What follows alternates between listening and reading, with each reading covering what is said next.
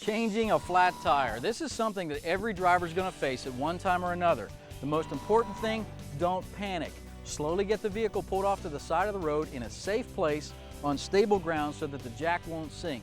And believe it or not, following the step-by-step directions in your owner's manual is still the most efficient and, more importantly, the safest way to go about doing this repair.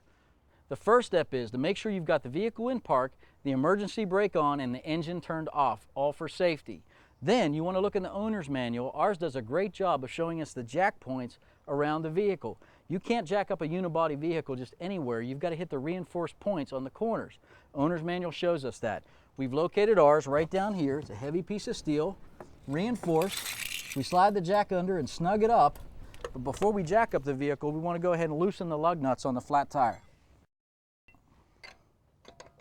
Following the directions in our owner's manual, we take the hardware that was in the tire change kit in the trunk, insert it into the jack. We now create a handle out of the lug wrench, and we go ahead and raise the vehicle.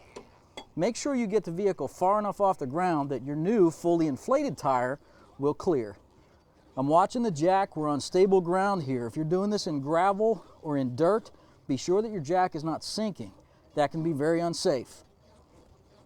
I'm going to go ahead and remove the lug nuts. And I like to work from the top down. Some people can sit down on the ground and your legs end up under the vehicle as you change the tire, which I really don't like when you're roadside.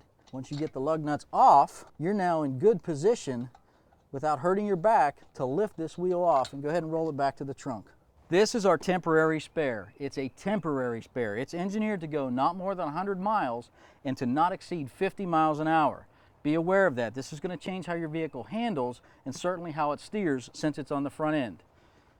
Working from the top down, you line up the lug studs with the holes, slide the wheel right on, reinstall your lug nuts, and as you snug them up, do it in a crisscross pattern like this, and then do one final tightening in a crisscross pattern once you get the vehicle back down on stable ground.